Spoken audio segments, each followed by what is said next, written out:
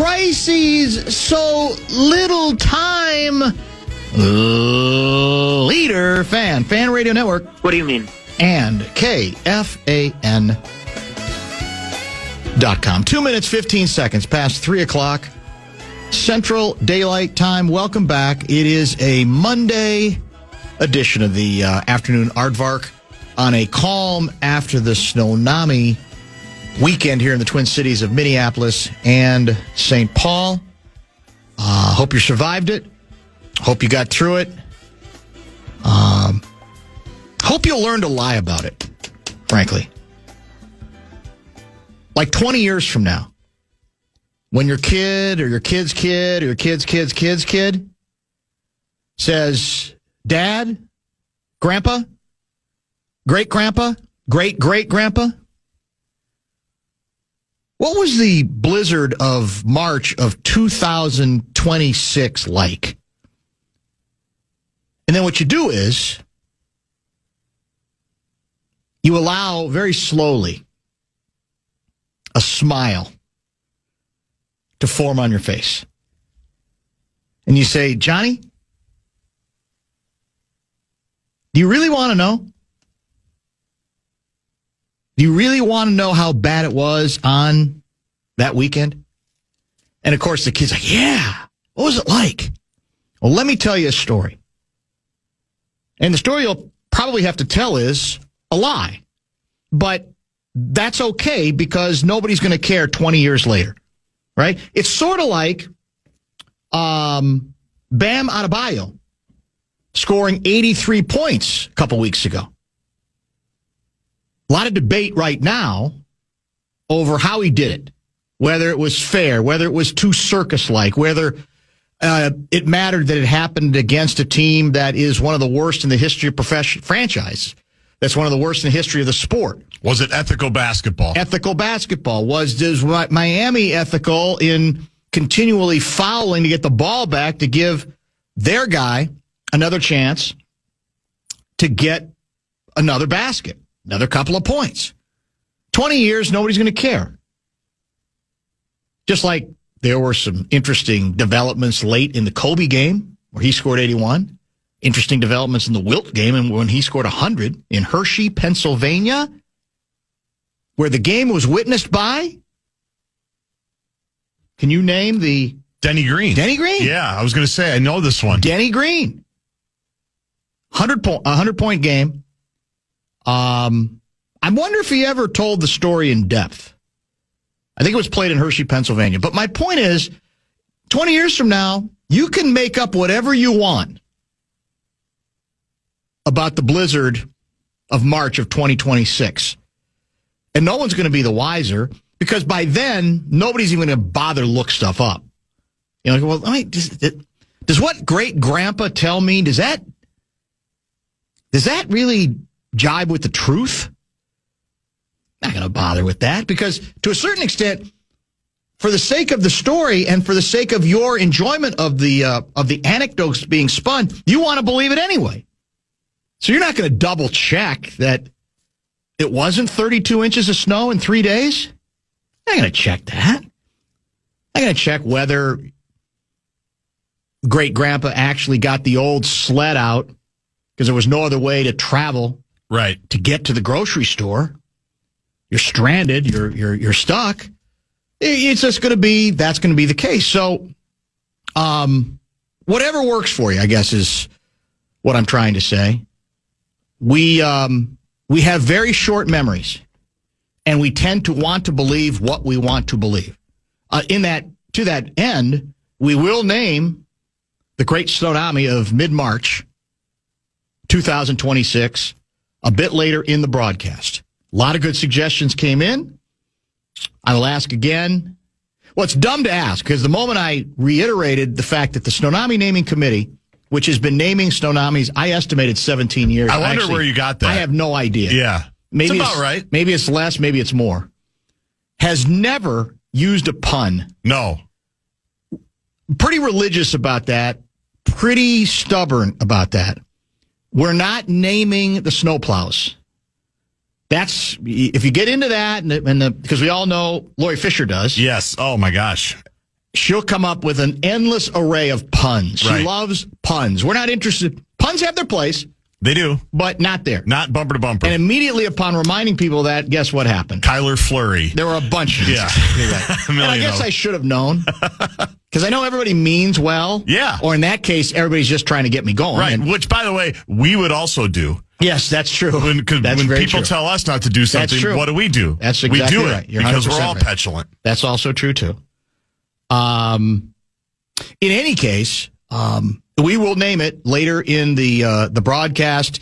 If you have stories, mythic tales of desolation, devastation, followed ultimately by renewal and redemption from the Great Storm, Bradshaw and Brian KFAN text line 64686. Although we have a new problem. What's that? Well, my iHeart deal has been set up for a long time where I don't even have to remember the password because it recognizes my face. Yeah. Suddenly it doesn't recognize my face. Oh, no. Sign in. Now they're asking me to sign in with your password. I couldn't tell you in a million years what my iHeart password is. A million. So then I guess I got to go through it. Forgot your password. You You gotta got to do that. rename it, all that kind of Yep, crap. yeah. So I don't know what's going on. So hopefully. So now there's a third layer of security Exactly. for you to get to the text line. I can't reboot the text line now for probably several days. That's the way it's going to be. Nevertheless, I'm asking for text via the Bradshaw and Brian KFAN text line at 64686. Very busy program today will include Monday regular Jonny Athletic. I'm assuming he got safely back from Oklahoma City because I think the flights are starting to round into shape again here in our airport. He's at 3:30 because he was tracking the Wolves in Oklahoma City. Kyle Potter, speaking of the airport, travel issues, security issues, not necessarily related to the weather. Thrifty Traveler guy, Kyle Potter will join us at 5:30. There'll be a very special Ode to a Dead guy today as well before we are done. Yesterday's program on Sunday Sermons was historic in nature for a couple of reasons. It was the first show, I think we figured out, we just passed the 25-year anniversary of Bumper to Bumper. Sunday Sermons goes back even further. I don't even remember what came first. Did Sermons come first or did Bumper to Bumper come first? Sermons came second. You had a weekend. You had Barreiro Unplugged, didn't you? Wasn't there a Saturday show before Sermons? There might have been. Yeah. That was called like Barreiro Unplugged or Barreiro Uncensored. I feel like Sam Sigelman did that show. I actually owe him a phone call. He would know. He would know. He would know. I don't remember what Sermons the was sequence after Bumper to Bumper. I know that. The actual Sunday Here's what Sermons. I do know. I've been on the air at KFAN since 1992 in one form or another. And we made history yesterday. It's the first time I've ever done a show in which I was literally the only person in in any of these studios. Right. I looked to my left where you are, and it was empty. And I made the call early, even the night before. I told program director Chad Abbott, I'm stubborn about doing the show. I want to get it done. And he said, well, let's just check in the morning to see where everything is.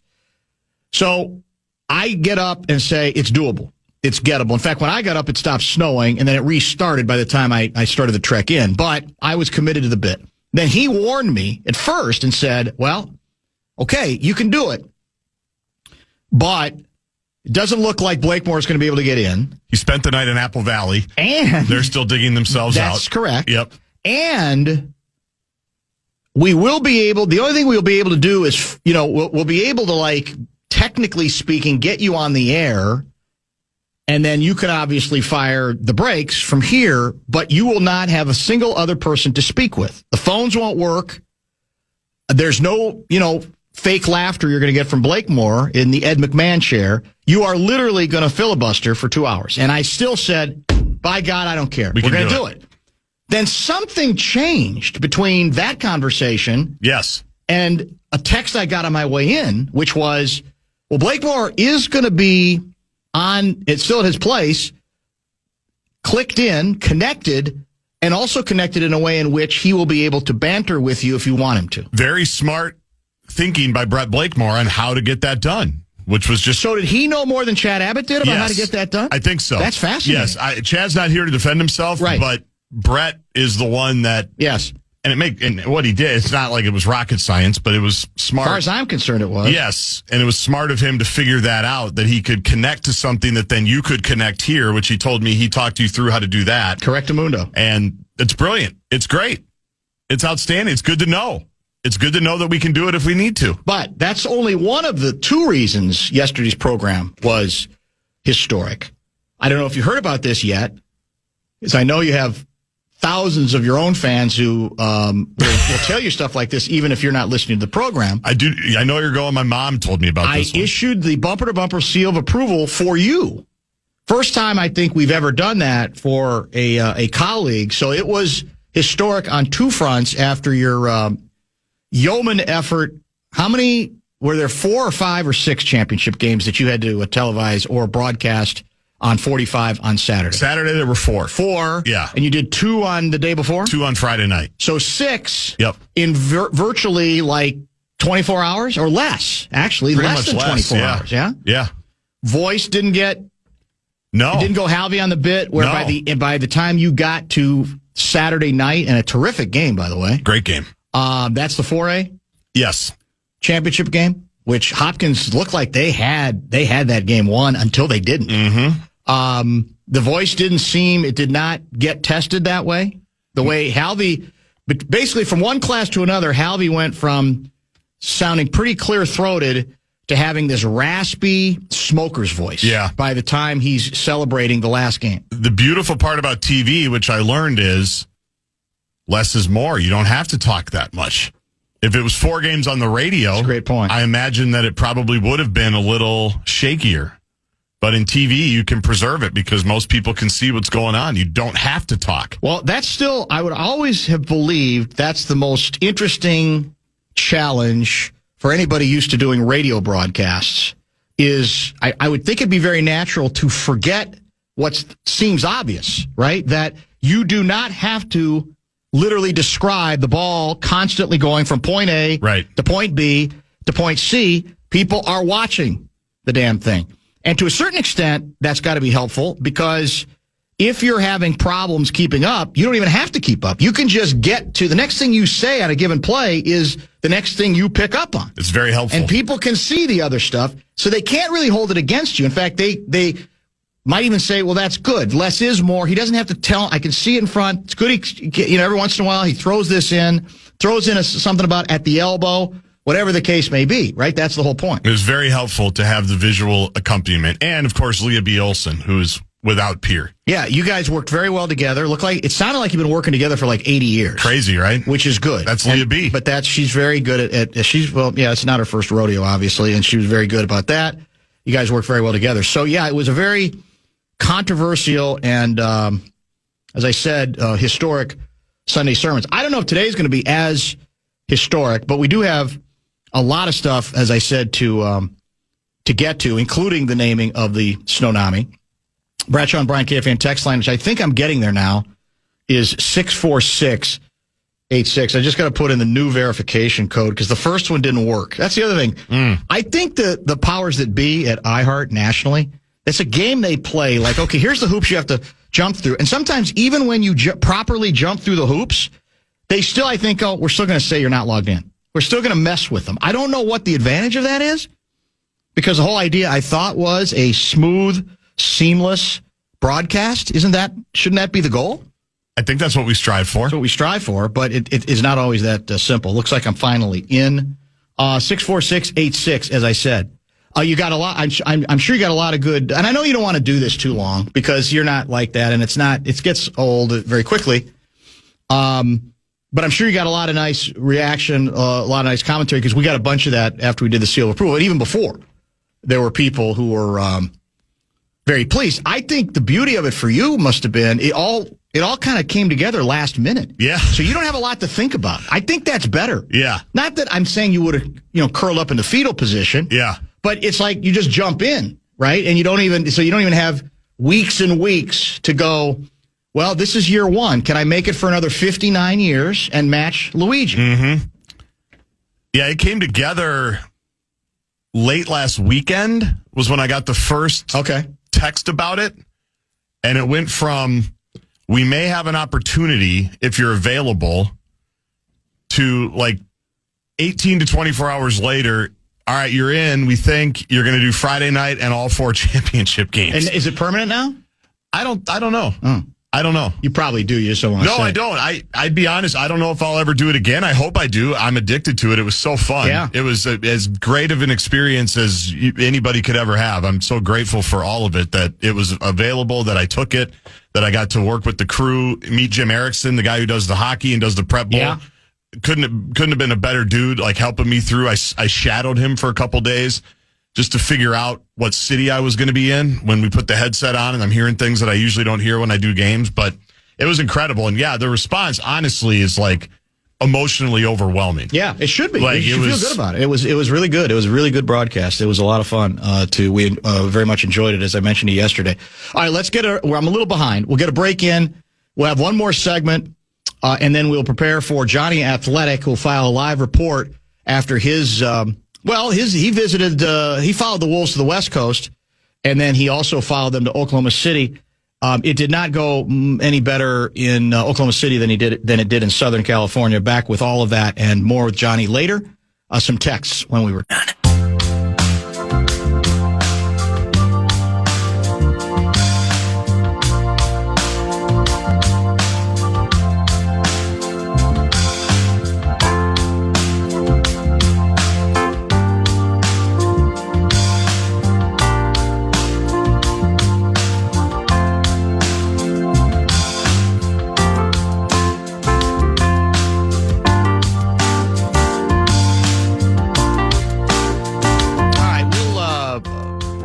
Name the latest Twin Cities Snownomi, perhaps at the top of the 4 o'clock hour after we wrap things up with Jonny Athletic, who's going to join us next segment. I appreciate all the pun nominations that continue to come into the Bradshaw by Aren't you glad you went through the verification? Text line. That's it. That's apparently important. I'm not exactly sure. Dan, I'm currently 30 miles outside of Madison. This is from Cecil, Maple Grove, heading back home from Milwaukee. Unfortunately, need to give a shout out to Carl Gerbschmidt and his Waze crew. I think he's talking about his WizDot crew. Sure.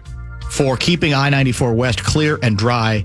Well done, young man. I wonder if that compliment will get back to Gerby. It probably will one way or another, don't you think? You can't talk that Probably, way and be taken seriously. Somewhere along the way, I think it's very, very true. I had a couple more. There's a lot of nominations coming in now, but the committee has kind of made its decision at regarding the latest naming. Dan, does the Snownomi naming ever correlate with the actual name the National Weather Service gives? No. We don't. In fact, I think we were naming storms before the National Weather Service was, if I'm not mistaken. That's right. Because we were talking about that at the That's point. right. And somebody else said there was some organizations that have been doing it for 100 years. That may be true. But I think it's more recent for the National Weather Service. There's no question about that. So no, we've been naming them before they did, and there's zero correlation. Zero correlation. I asked for mythic stories on how you survived the great blizzard of March of 2026, and Dano writes, our most harrowing part of the blizzard, taking an extra 5 minutes to get from Bloomington to St. Paul for the Wild game yesterday evening. You're going to remember that. He's going to remember that the rest of his life. Yeah. Extra 5 minutes. There were some, I think, St. Paul schools closed. A lot of schools closed. Minneapolis, I think, went to e-learning, right? Or online learning, whatever the case may be. Okay. But I beyond that, were there a bunch beyond that in public schools? I thought in public schools, those were the only two that made any of that kind of concession. I think, in the metro. In the metro, I'm talking about. Yeah. Obviously, in places where they got a lot more snow than we did, it made I think a lot of sense. I'm just not sure that it was necessary here. I'm sure somebody will give me a plow explanation, or it was going to be very cold at the bus stop this morning, which it was it was again for sure. I mentioned we're going to do Ode to a Dead Guy today. We actually are a little in arrears in this regard because you had brought to my attention the need for Ode to a Dead Bar. Oh, yeah, this one. And we never got to it. Yeah. A lot of things, well, they're easily correctable, but I think it was the Kyler Murray stuff got in the way. Right. Yeah, we're not going to let this one go. No, I think based on the Atlanta story, I actually think now we can do it unapologetically, unreservedly, based on the number of people who think that the NBA was being rather prudish and puritanical in basically pulling the plug on the Hawks' plans to have a night for one of the most famous gentlemen's clubs in the United States of America. Magic City in Atlanta, Georgia, right? Yes. I don't even know where it is, to be honest. I don't think I was there when I was there. That was a long... Well, no, how long did it... What's the anniversary? It's about 40 years old. So no, I wasn't. I was there in 81. Right. So, yeah. Or 1980, You may never actually have left. It's possible I never would have left. Gone to Dallas. That's very, very true, Davey. There's not any question about that. Let's get to a couple more quick. I watched, by the way, if you have Oscars thoughts, you can hit the text line as well. I watched none of the Oscars. I have a problem where if I feel so far removed from a movie standpoint. Yep.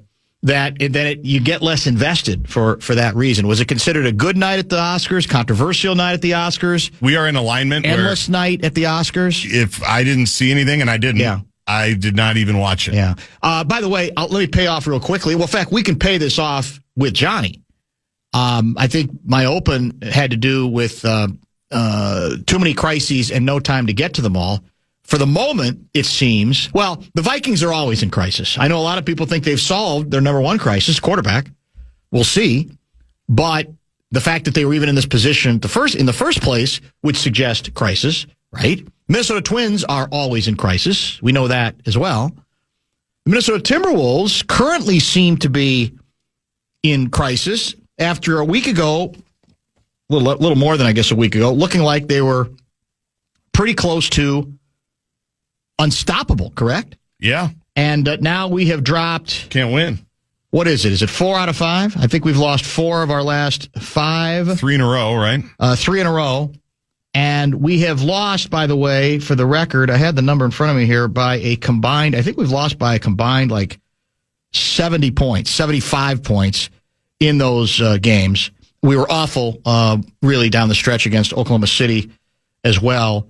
And, of course, in the case of the Minnesota Wild, they lose again yesterday. They've dropped 4 of their last 5. 3 straight home defeats to non-playoff teams, right?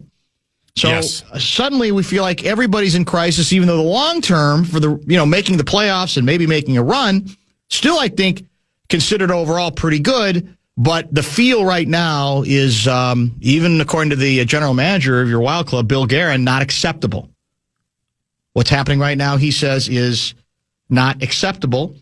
And I like that he's being that strong. We've talked about this before, how you have to, when it's okay to overreact, when it seems dangerous to overreact. Wolves have dropped 4 of their last 5 by a combined 79 points. That's scary, boys. I don't care. I know it. They're up, they're down, they're mercurial. I get all that. 4 out of 5 by almost 80 points total. Ridiculous. No explanation for it. There's no, teams come and they go and it's a long season, all that. No, none of that's going to work with me. Let's see how Johnny feels about that. Is the redemption tour begun for at least one player? Finally, did Julius Randle recapture his mojo? Will he be able to sustain it? And will it matter if the Wolves don't make one lineup change I believe they are required to make? Stay.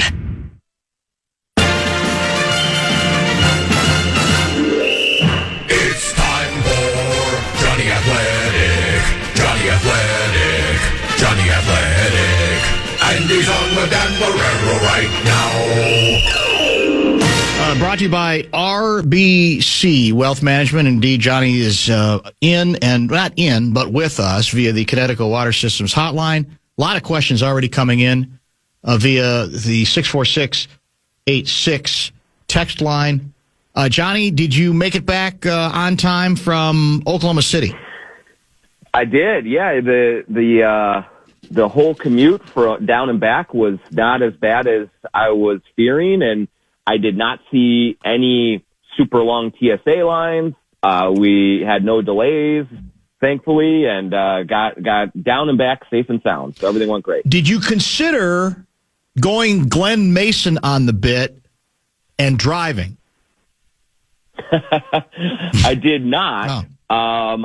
I actually did. I was supposed to leave Saturday evening around 6, and then I bumped my flight up about 4 hours to make sure I missed any kind of late evening snow on Saturday, which I think was a good choice. Probably true. That's yeah. a heck of a drive from Minnesota to OKC. So, and it would have been an even worse one coming back, I think, because the roads aren't great out there right now still. No, there's still some iffy patches in there. That part is true.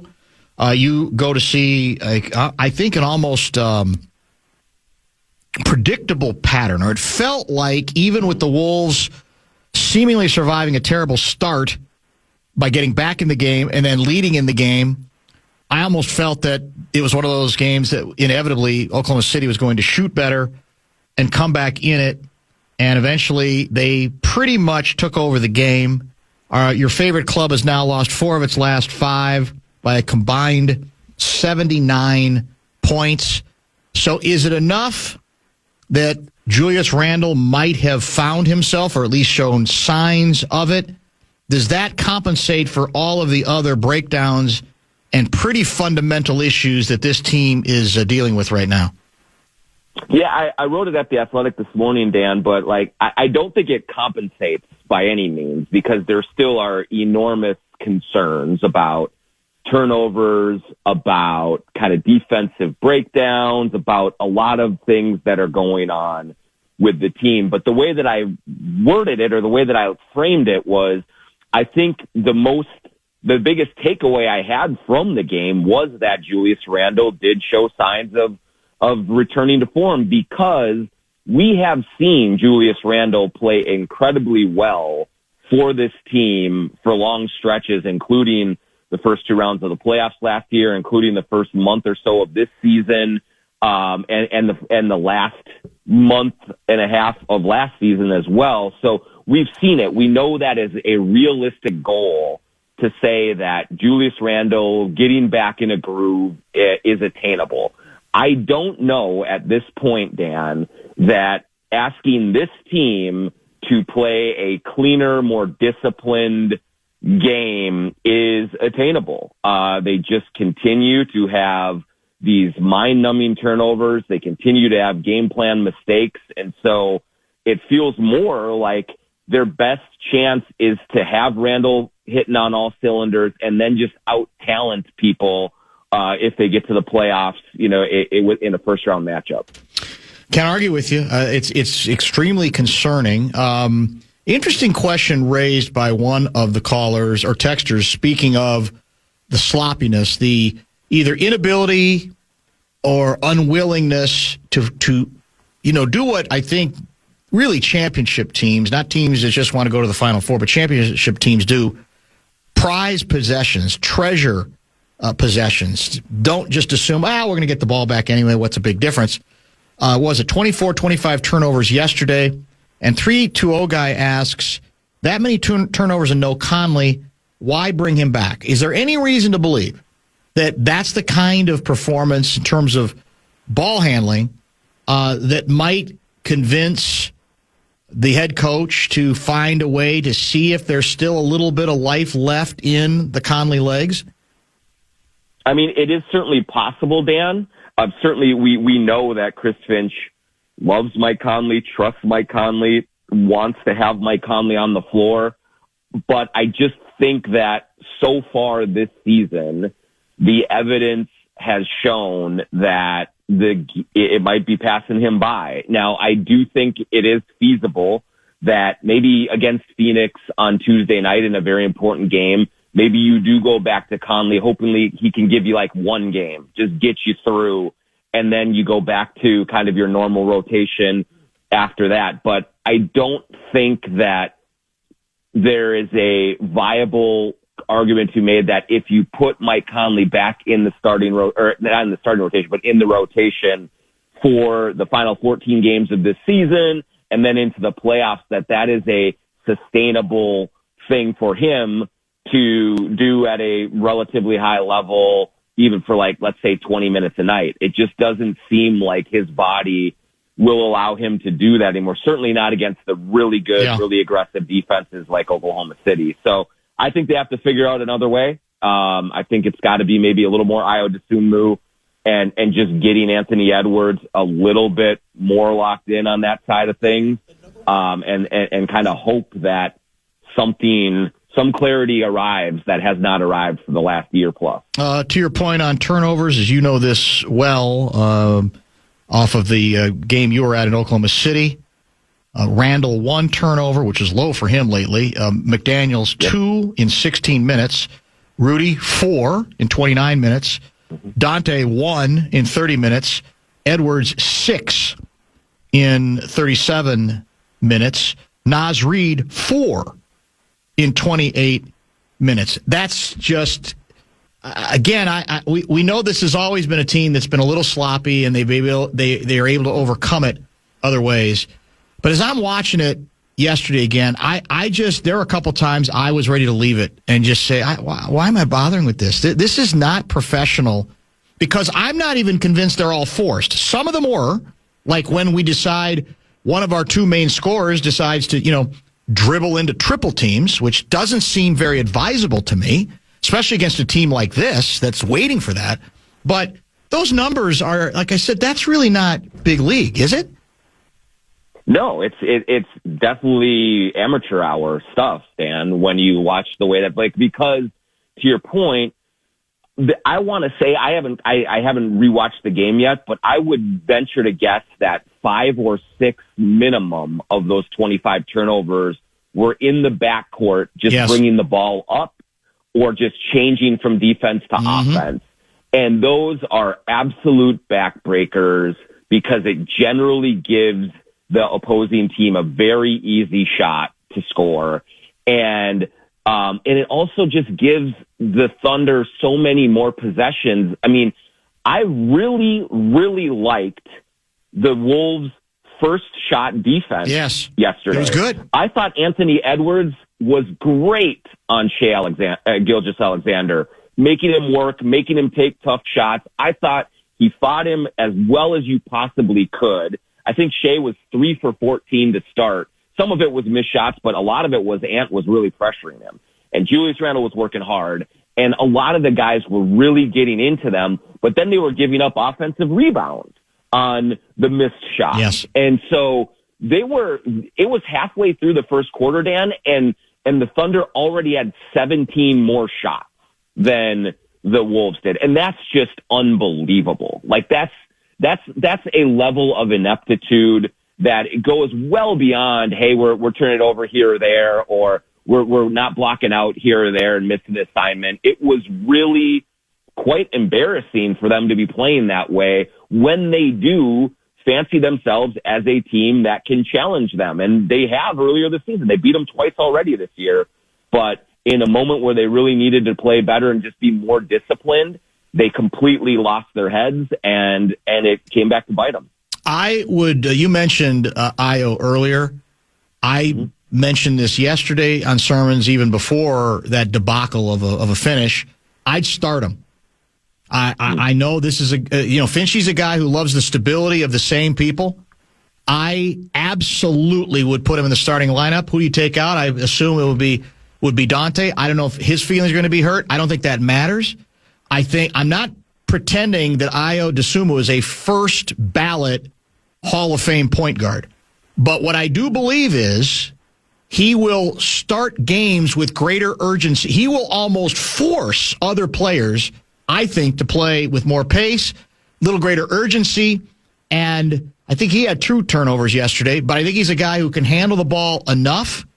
And I'm not saying that turns everything around, but I'd like to see it. I think it would give this team a different feel and look at the start of games, and who knows what you can build on from there. Maybe not much. Maybe it ends up being fool's gold if you have other issues like, again, Rudy was a non-factor yesterday. Your guy Jaden was miserable yesterday. We'll get to the foul stuff in a minute.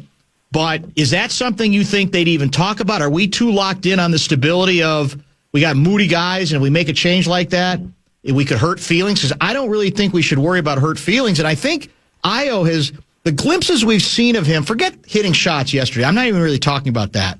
I'm just talking about approach, sensibility on the court. I'd like to see it. Yeah, I think it's a totally valid point. Here is the complicating factor about this, is that if you're right, if he is in the starting lineup, you would put Dante DiVincenzo in the second unit.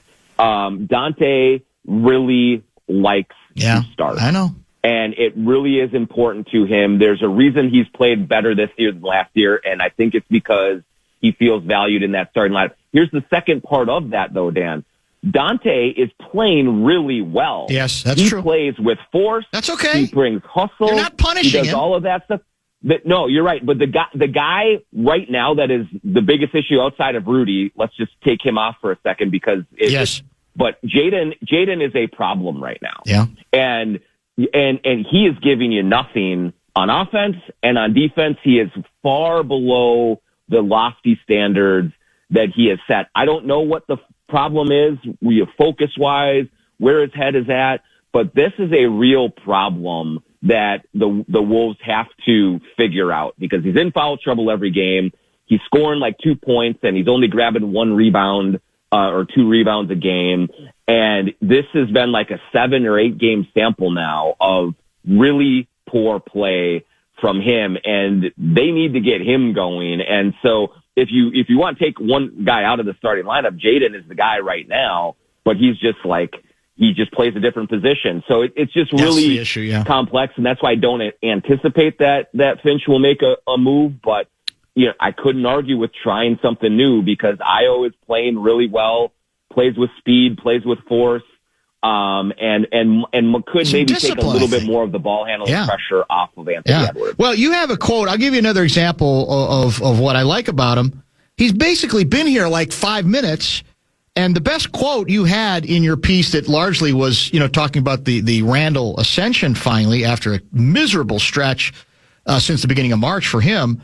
Here's what DeSumo told you. When he plays, he being Julius Randle, when he plays decisive, whether it's quick reads or shooting the three or driving it or getting to the next action, that really keeps our offense popping and keeps our offense live. We need that because sometimes we get bogged down, the ball isn't moving, and we're taking one-pass shots. For us to be at our best, I think we have to play with pace. Ding, ding, ding. He's been here, like I said, for a minute, and he's already articulating that he's got the understanding and sensibility to know exactly what works well for this team and what doesn't.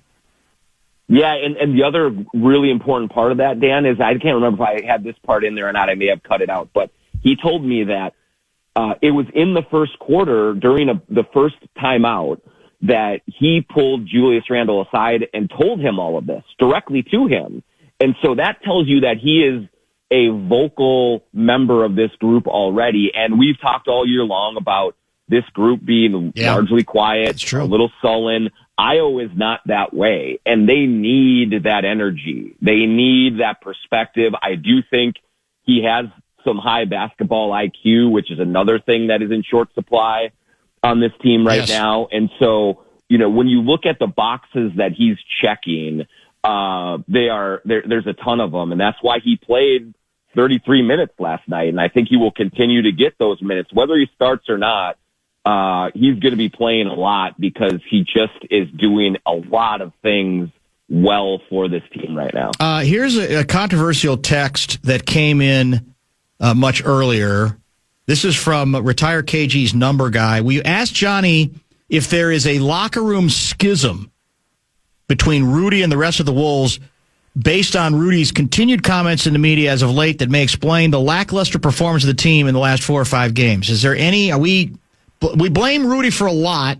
And by the way, I was reminded by somebody that on the pregame show broadcast, what was it on yesterday? Was it ABC, the game? ABC. That your ABC. Guy, who's the guy who used to cover, who's kind of the LeBron James biographer? Windy. Windhorst.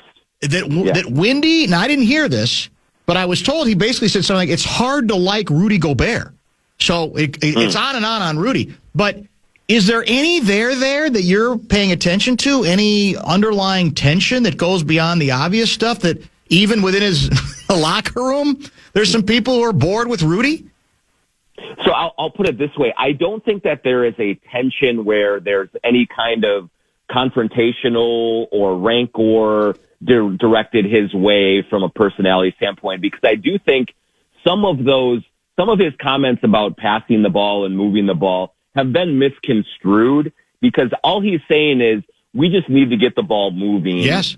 Which he is correct about. And that's what I was saying. Yeah, it's true. Yep, there cannot be any of this isolation stuff. It doesn't work. Move the ball, get going. The problem that he has is he is an imperfect messenger, because last night in particular was, I think, the worst game I've seen him play in a Timberwolves uniform. I'm talking about not catching easy passes that came to him, fumbling everything that was within arm's reach of his. And so I do think that there is an exasperation with his teammates of, we are trying to get you the ball, but when we do, half of the time or more, you drop the ball. And because he's not getting the ball, then you're seeing, less effort on defense and not rebounding as much. And so there's a lot of things that are going on. Rudy is a winning player. He knows what he is. He knows what he isn't. He is very accountable. There's a lot of things that he has going for him. But right now, there isn't a lot of trust that he's going to handle things the right way offensively. If you watch the Thunder yesterday, Dan, and what they were able to do with Isaiah Hartenstein on the offensive end in terms of the deftness that he has with the ball in his hands, setting screens, moving, catching, passing, all of those things, like they just don't feel like they have that with Rudy right now. And it takes a lot of trust to get him the ball. And when he's turning it over 4 times in 28 minutes, man, that's just a really tough look for him in this moment. So he's going through it right now, and he's trying to earn back kind of the faith from Ant and Julius and all these guys, just in terms of making plays. I do not think that there's anything like, man, we don't like this guy, but there certainly is in the performance end of things he's leaving a lot to be desired. Like he had 2 dunks blocked too. For 7 feet, you're never supposed to. The one he got fouled on. But yes. He's got to be stronger with the ball too. Yeah, that's not necessarily been a strength of his ever on dunks. One could say, and it all kind of fits together. If you want to be the guy who doesn't like him or so he's not giving you enough. One other thing regarding the turnovers and moving the ball. If you have several players, we know Naz Reid is incredibly mobile for his size, right? But he's loose with the ball when he's going into double teams or when he's trying to drive sometimes. Anthony Edwards can be loose with the ball. We know Julius Randle can be loose with the ball. That, to me, should make it an easy message in the locker room to say, guys, we love that we got some people who can try to break down the defense and get to the basket, because you want that. But if it's not there, you guys aren't good at ball possession. The ball can be taken away from you. All the more reason, I think, to try to double down on the idea. In those situations, we got to keep it moving. Yeah, I want to bring up one other thing that Ios told me last night in the game, in the locker room, that didn't make the story. But he said the thing that you have to do against Oklahoma City to beat them, that you have to do at a high level, is you have to go 3, 4, 5. You have to make the simple play every single time. When you go 3 or 4 minutes of not making the simple play, they feed off that, Absolutely. And that's how they make their runs. Yep. They test your ability to trust in the offense that you have and to do the simple thing right over and over and over again. And that has been a problem for this team. I think that you have a lot of really individually talented players who, whether it's Naz, whether it's Ant, whether it's Julius, whether any of these guys, that can conjure a highlight out of thin air and can do really impressive things. But when you try to do that against high-level defenses that are built to capitalize on your mistakes, they feast on those when the ball just slips out of your hand a little bit, or you're a little bit late on your pivot, or you're a little tunnel vision. That's what they wait for. But if you just make the simple play that is not going to get you on a highlight reel, you're going to create open shots for yourself or your teammates a lot more. But it is hard to be patient and disciplined for 48 minutes because there's just a natural inclination for guys to want to do something fancy. And that is something that this team has been fighting for a long time, and certainly was something that they struggled with yesterday in Oklahoma City. Must win tomorrow night at home against Phoenix? It feels like it. I mean, I know there's 14 games left, and yes, technically they can win or lose, and they'd still be in front of the Suns and all those things, but there are not a lot of home games left.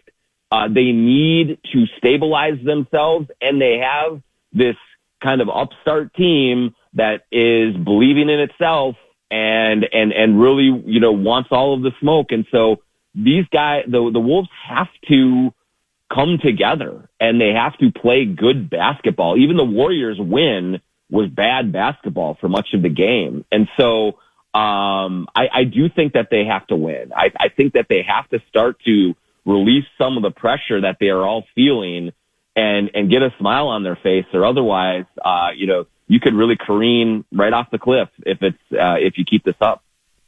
Dylan Brooks is still out, right? He's not going to be available for tomorrow, correct?